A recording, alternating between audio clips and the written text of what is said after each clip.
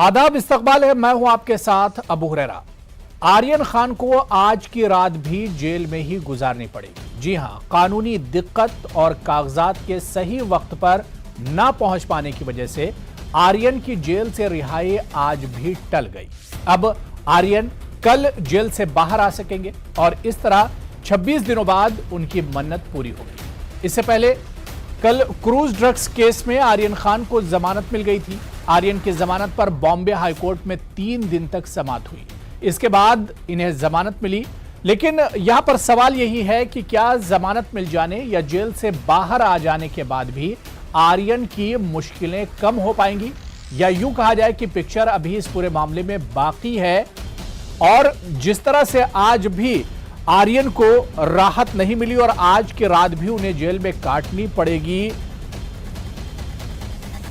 कई तरह के इस पर सवाल उठते हैं। और सबसे अहम सवाल ये कि समाजी जिम्मेदारियों की अगर हम बात करें तो इस पर भी बात की जा सकती है, क्योंकि जिस तरह का ये पूरा मामला है और जिस उम्र में आर्यन को इतने दिन जेल में रहना पड़ा,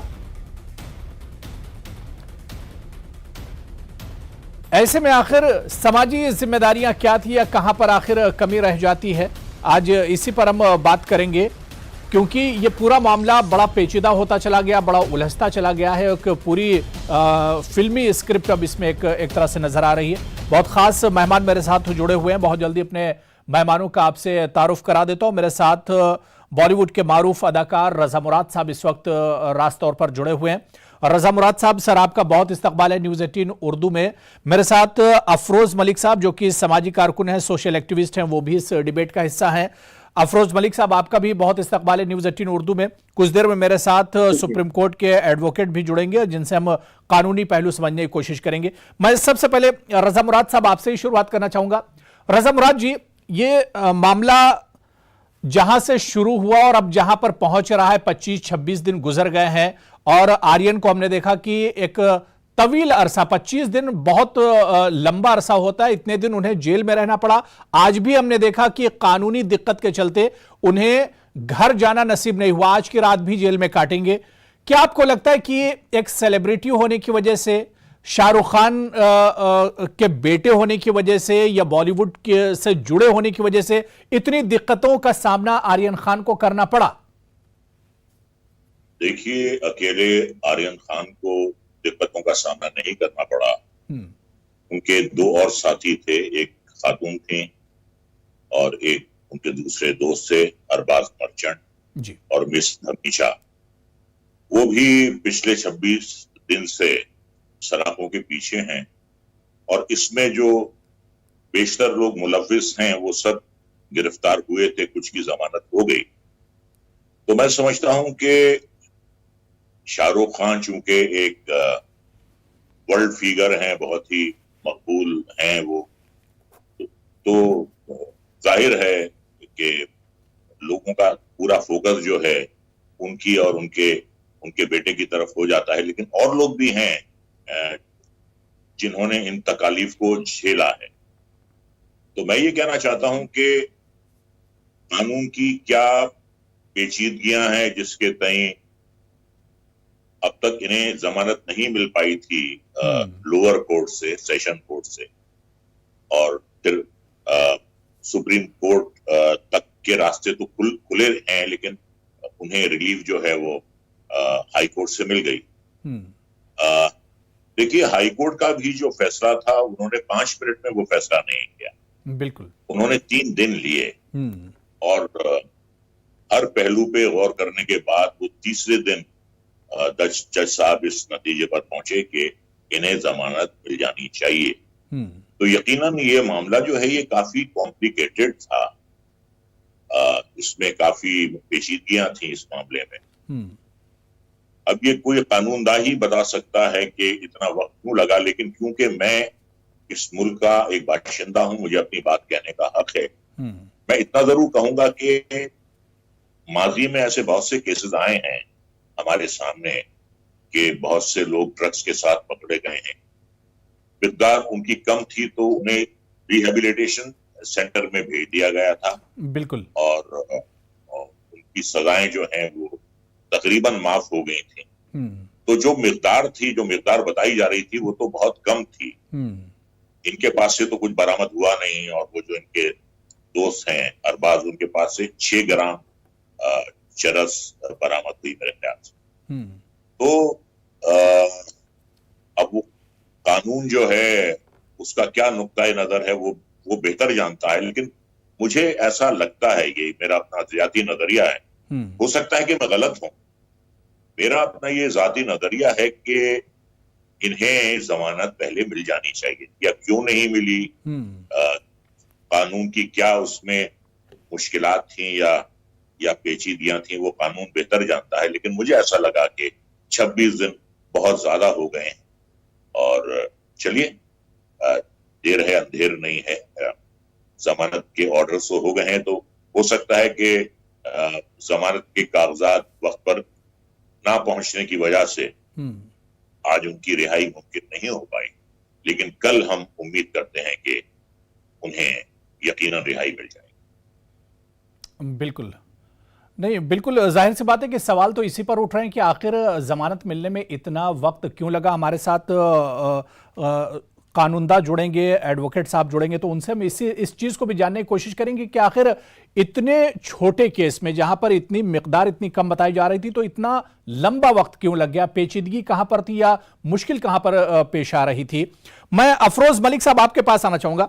अफरोज मलिक जी, क्या जिस तरह से पूरा मामला बॉलीवुड से जुड़ता चला गया, तार एक के बाद एक बॉलीवुड से जुड़ते चले गए, सेलिब्रिटी और बहुत मारूफ अदाकार के बेटे हैं, क्या इस वजह से एक दिक्कत हुई और इस वजह से बहुत जल्दी या इस केस में इतना वक्त एक तरह से लग गया?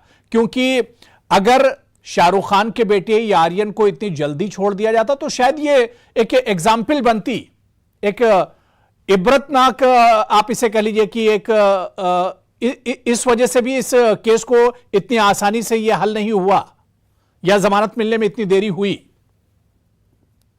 मैं एक सामाजिक कार्यकर्ता होने के नाते महसूस करता हूं कि जो कानून बनाए जाते हैं देश में वो लोगों को सुधारने के लिए होते हैं, और कोई आर्यन खान कोई हैबिचुअल क्रिमिनल नहीं थे, और कभी कभी बड़ा आदमी होने का फायदा भी मिलता है, तो कहीं कहीं उसको उसका हर्जाना भी चुकाना पड़ता है। जिस तरह से आर्यन खान का जो मामला था, जो मैं समझता हूँ, जो मैंने समझा, वो 2 सरकारों के बीच का मामला था। उसमें बेचारे आर्यन खान फंस गए, और आर्यन खान ने बिल्कुल जिस तरह के लोग नशे वाले या बुरे काम के करने वालों के साथ में रहने का कभी कभी नुकसान भी होता है, और नुकसान देखा जाता है।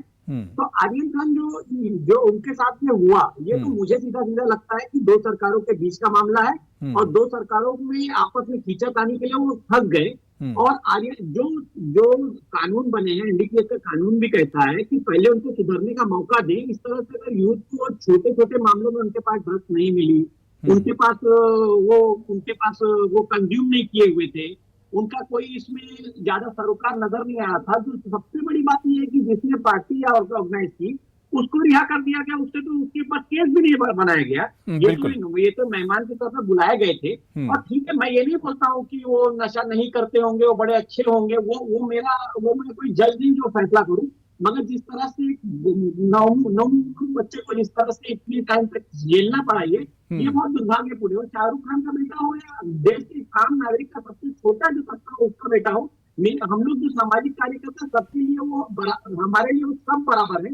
मगर जिस तरह से इस मामले को उठाया गया, जिस तरह से इस मामले में नए नए दांव पेच पैदा किए गए और अटॉर्नी जनरल तक को खड़ा किया गया, ऐसा जनरल प्रैक्टिस में एनडीपीएस के मामले में देखा नहीं जाता। मगर मुझे साफ साफ नजर आ रहा है कि 2 सरकारों के बीच का मामला है, और 2 सरकारों में रशाकशी चल रही थी, और सरकारों ने ये तय कर रखा था कि अब उसके बीच में कोई भी तीसरा जाए, किसी का भविष्य खराब हो, उसकी परवाह बिना किए इस तरह के काम हो रहे।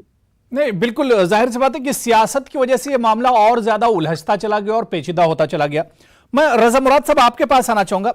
रजा मुराद जी, इस केस के पीछे अगर हम समाजी जिम्मेदारियों की बात करें, सोशल रिस्पॉन्सिबिलिटीज की अगर हम बात करें, तो रजा मुराद जी एक चीज कहते हैं ना कि पाप से नफरत करो, पापी से नफरत मत करो। लेकिन यहां पर हमने देखा कि इस तरह के मामले में समाजी जिम्मेदारियां आखिर क्या होती हैं? एक 17-18 साल या 22 साल का जो लड़का है वो उससे कुछ गलती हो जाती है और उसे उठाकर आप जेल में डाल देते हो और फिर ये मामला 25-26 दिन तक इसी तरह से चलता रहता है और जमानत नहीं मिलती है। तो समाजी जिम्मेदारी को किस तरह से देखते आपसे हैं? पहले ही अर्ज किया कि कानूनी पेचीदगियां क्या है, ये तो कोई कानूनदान ही बता सकता है, लेकिन देखिए मेरा जो अपना जाती नजरिया है वो ये है कि 26 दिन बहुत ज्यादा होते हैं किसी भी नौजवान को कैद में रखने में। और जैसा कि मैंने आपसे पहले अर्ज किया कि आर्यन खान के पास से कोई भी चीज बरामद नहीं हुई, कोई भी ना तो चरस थी उनके पास, ना ड्रग्स थी, जो कुछ भी था वो थोड़ा बहुत उनके जो दोस्त थे उनसे बरामद हुई। तो मैं नहीं समझता कि कोई इतना संगीन जुर्म था जिसकी वजह से उनकी जमानत नहीं हो पा रही थी। लेकिन इसके साथ साथ मैं ये भी कहूंगा कि कुछ जिम्मेदारियां हमारी भी होती हैं, कुछ समाज की भी होती हैं, कुछ माशरे की भी होती हैं। जी देखिए ये जो लत है ये बताते खुद बड़ी खतरनाक लत है। और कुछ ममालिक ऐसे हैं कि अगर आपके पास 15 ग्राम की कोई भी ड्रग मिलती है तो या तो फायरिंग स्क्वाड के सामने खड़ा कर दिया जाता है या फिर सर जो है वो धड़ से अलग कर दिया जाता है। उसकी वजह ये है कि ये इंसान के लिए, उसके खानदान के लिए, माशरे के लिए, मुल्क के लिए ये बहुत ही बड़ा खतरा होता है। जिसे भी ये लत होती है फिर इसका चस्का लगने के बाद जब आपके खून से ये ड्रग्स जो है ये गायब होने लगती हैं तो आपको फिर ख्वाहिश होती है ड्रग को दोबारा लेने की, तलब लगती है आप। और उसमें ऐसा होता है कि अगर आपके पास पैसा नहीं है तो आप बहन का मोबाइल चुरा सकते हैं, आप बाप का लैपटॉप चुरा सकते हैं, आप वालिदा के जेवरात चुरा सकते हैं इस तलब को बुझाने के लिए, इस तलब को पूरा करने के लिए। तो इसके नताइज जो हैं वो बहुत ही खतरनाक होते हैं और कहीं ना कहीं हमारा भी फर्ज है बतौर वालिदैन कि हम बच्चों को आगाह करें कि इस मूजी तलब से दूर रहो, इस मूजी नशे से दूर रहो। कहीं ना कहीं हमारी और समाज की भी जिम्मेदारी है इसके तय। अब देखिए ऐसा है कि स्कूल्स में एक सब्जेक्ट होता है जिसे हम मॉरल साइंस कहते हैं जी। अगर स्कूल के बच्चों के सिलेबस के मॉरल साइंस में इसके नुकसानात बच्चों को बताए जाएं, अफरोज मलिक जी आ रहा हूं आपके पास। जी जी।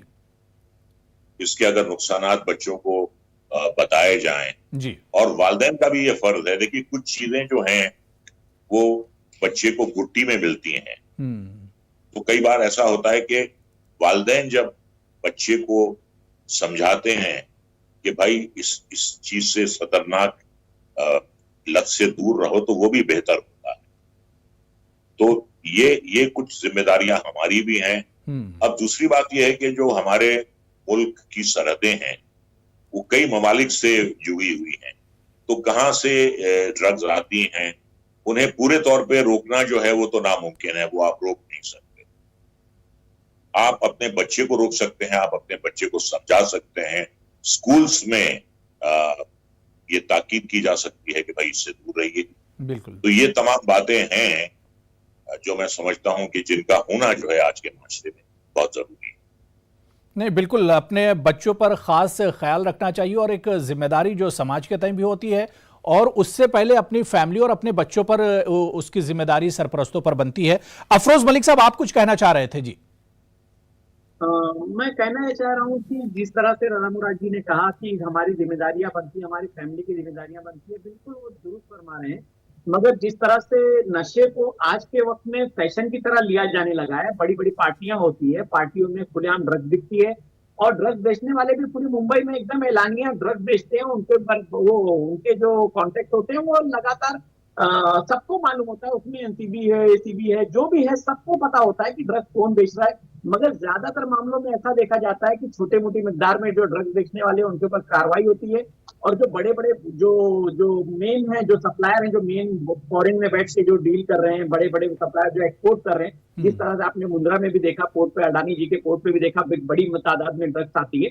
ये ड्रग्स कोई ऐसी तो नहीं है कि एक छोटे छोटे पैकेट में आ सकती है, मगर जिस तरह से पुलिस का जो रवैया होता है, जब कोई वीआईपी या सेलिब्रिटी होता है तब उसके तरफ उसका एकदम खास रुझान होता है, और ऐसा लगता है कि पूरे सारे कानून का पालन उनकी तरफ ही होगा। मगर जो उसके अलावा कभी मैंने ये नहीं देखा कि कभी भी पेपर में कि जो ड्रग्स की मात्रा पकड़ी जाने के बाद उसको उसके जो पीछे के लोगों को भी लाया गया हो, जो पकड़ा गया उसको पकड़ के अंदर डाल दो, बात खत्म हो जाती है, फिर दूसरा केस आ गया। तो इस तरह से जो जो सरकारें हैं, जो एजेंसियां अपॉइंट की गई हैं ड्रग्स को लेकर, ड्रग्स के रोकथाम के लिए, वो उनको भी पूरा मालूम होता है कि कौन मेन है, कौन छोटा है, कौन बड़ा है, कौन कितने ग्राम का लेने वाला है। तो जिस तरह से एंड तक कार्रवाई नहीं होती, इसलिए लोगों की हिम्मत बढ़ी हुई है। एक पेडलर पकड़ा जाता है, वो जेल चला जाता है, उसके बदले दूसरा खड़ा हो जाता है वो। और दूसरी बात, जो ये बात चल रही है आर्यन खान की, तो मैं ये नहीं कहूंगा कि पूरी फिल्म इंडस्ट्री बुरी है, पूरी फिल्म इंडस्ट्री ड्रग्स लेती है, मगर ज्यादा और बड़ी तादाद में महंगे जो नशे करने का, जिस तरह कोकीन है, एलएसडी है, ये जो कल्चर है वो ज्यादातर फिल्म इंडस्ट्री और इंडस्ट्रियलिस्ट लोग के बच्चों के बीच में ही है, और उनके बीच में इस तरह की पार्टियां करना बहुत आम है। आपने बहुत से वीडियो देखे होंगे, बड़े बड़े सेलिब्रिटी खुला ड्रग्स ले रहे हैं, और उसमें खुला नजर आता है कि इसको ज्यादा बुरा नहीं माना जाता। जब कोई पकड़ा जाता है तब लोग इस बातें करते हैं कि सुधार होना चाहिए, सुधरना चाहिए, बच्चों को समझाना चाहिए। तो मेरा ऐसा बोलना है कि अपने बच्चों को, कोई भी छोटा हो बड़ा हो, सेलिब्रिटी हो, हर आदमी को अपने बच्चे पर ध्यान रखना चाहिए, और ऐसा जो ग्रुप है उनसे उनको दूर रखना चाहिए, और उनके ऊपर नजर रखनी चाहिए कि अभी वो कर क्या रहे हैं। मगर अभी जो बड़े लोग होते हैं उनके पास टाइम भी नहीं होता कि वो अपने बच्चों को ध्यान कर सकें। अब उनकी भी बेचारों की मजबूरियां होती हैं, वो भी काम पे लगे। तो मेरा सिर्फ ये बोलना है कि सामाजिक जिम्मेदारी सबकी है, पुलिस डिपार्टमेंट की भी है, सामाजिक कार्यकर्ता की भी है, माँ बाप की भी, और समाज में जो लोग जानते हैं कि यहाँ पे ड्रग्स बिक रही है, यहाँ पे इस तरह की पार्टियां हो रही है, तो उनको भी पुलिस को इन्फॉर्मेशन करना चाहिए, क्योंकि इन्फॉर्मेशन करने वाले वही कुछ खास लोग होते हैं। ठीक है, मैं रज़ा मुराद जी से इस पर और हम बात करेंगे। रज़ा मुराद साहब खुद हमारे साथ जुड़े हुए हैं। रज़ा मुराद साहब, ये जो बिदत है, नशे की बिदत कहें या ड्रग्स की, और जिस तरह से इस पर अफरोज मलिक साहब कह रहे हैं कि बॉलीवुड में इसका एक तरह से एक चलन है, तो इस बिदत पर कैसे काबू पाया जाए, इस लत पर कैसे काबू पाया जाए? क्या कुछ जिम्मेदारी बनती है? ऐसा है कि ये जो ड्रग पेडलर्स होते हैं, देखिए मैं अर्ज कर रहा हूं आपसे, ये जो ड्रग पेडलर्स होते हैं, इनकी एक पूरी मशीनरी होती है कि किस तरीके से अमीर घराने के बच्चों को ट्रैप किया जाए। वो पार्टीज होती हैं, वहां ड्रग्स लाई जाती हैं और उसका इस्तेमाल होता है। तो ये पूरा का पूरा जो है, ये एक बहुत बड़ा सिंडिकेट है, ये एक बहुत बड़ा रैकेट है।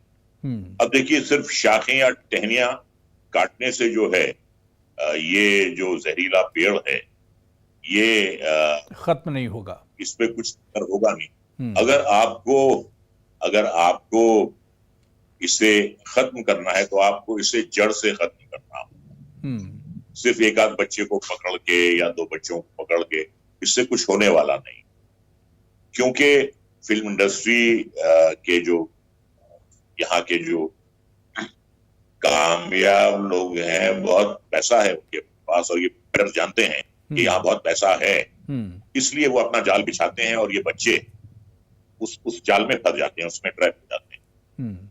और एक बार ये फैशन के तौर पर लेते हैं, फिर इसकी लत पड़ जाती है।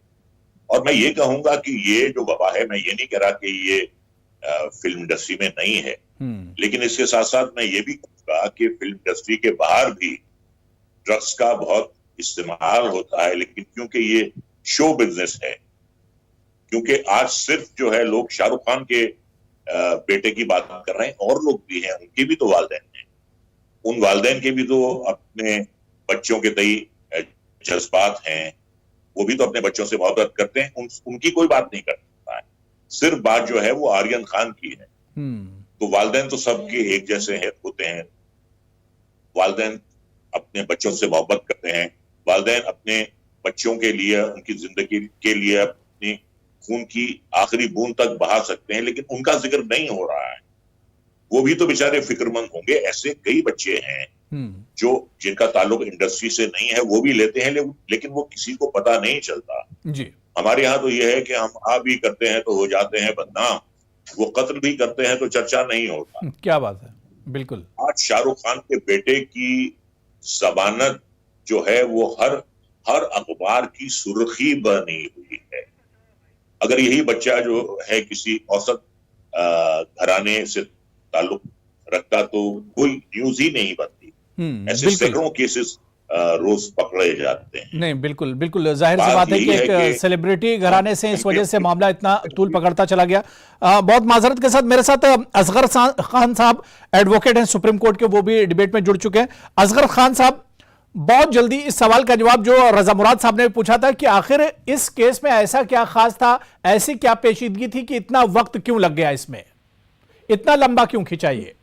देखिए, ये बात मैंने शुरू से कही है, इससे पहले भी आपके साथ दीगर लोगों के साथ जब इस टॉपिक पे डिबेट में बैठना हुआ तो मैंने तो पहले दिन कहा था कि जो केस एनसीबी के पास था, जो दलाइल थी उनके पास और जो उनका अपना केस था, अगर हम उसको भी बिल्कुल करेक्ट एंड ट्रू मान लें, even then it was a bailable offence. और इस पे एतराज भी जाहिर किया था मीडिया के लोगों ने कि हम ऐसी बात क्यों कर रहे हैं। हमने तो उस वक्त भी कहा था कि पुलिस को ये पावर है कि वो उसको अगर मान ली कोई ऐसा केस है भी तो उसको बेल पर रिलीज कर सकती है। बेलेबल ऑफेंसेस में एज ए एडवोकेट मैं आपसे ये बात कह रहा हूँ कि बेलेबल ऑफेंसेस का मतलब है कि as a matter of right you can ask the bail. ऐसा नहीं है कि साहब सोचना पड़ेगा और या उसमें कोई और बात देना पड़ेगी। आप as a matter of right अपनी बेल मांग सकते हैं और पुलिस भी उसको दे सकती है, और कोई खास वजह है तो कोर्ट के सामने पेश करे, कोर्ट उसमें बेल देगी आपको। इस पूरे केस में जो एनसीबी ने शुरू से लेके चले भाई कंजम्पशन का केस था, कंजम्पशन बेलेबल है एनडीपीएस में। इसके अलावा अगर हम आर्यन खान की बात करें तो आर्यन खान के पास से तो कोई भी रिकवरी नहीं थी, उनकी तो अरेस्ट ही गलत थी। दूसरे, अगर उनके किसी साथी के पास कोई ड्रग्स थी और उसकी नॉलेज अगर उनको नहीं आर्यन खान को, even then no case is made out against Aryan Khan. और दूसरी बात यह है कि अब अगर पुलिस ये कहे कि भाई एनसीबी के लोग कहें कि इन्वेस्टिगेशन जारी था, तो on the basis of assumptions and presumptions you cannot keep anybody inside the jail। आप सिर्फ इस उस पे नहीं कि हम सब अभी इन्वेस्टिगेशन चल रहा है, उम्मीद है कि इनसे कुछ मिलेगा, कुछ नहीं, बिल्कुल जाहिर सी बात है कि कहीं ना कहीं सियासत की वजह से ये मामला और ज्यादा उलझता चला गया। जिस तरह से इस पर सियासत जमकर हुई है, अब जाहिर सी बात है कि जमानत मिल गई और वो हो सकता है कल जेल से भी रिहा हो जाएंगे। लेकिन क्या इस रिहाई के बाद भी आर्यन खान या उनसे जुड़े हुए जो लोग हैं उन्हें राहत मिलेगी, ये देखना बहुत अहम होगा। बहुत बहुत शुक्रिया रजा मुराद साहब मेरे साथ जुड़ने के लिए, अपना कीमती वक्त देने के लिए। अफरोज मलिक साहब और असगर खान साहब, सभी का बहुत बहुत शुक्रिया। वक्त की कमी थी लेकिन बहुत अच्छी बातचीत हुई। बहुत बहुत शुक्रिया सबका। आदाब।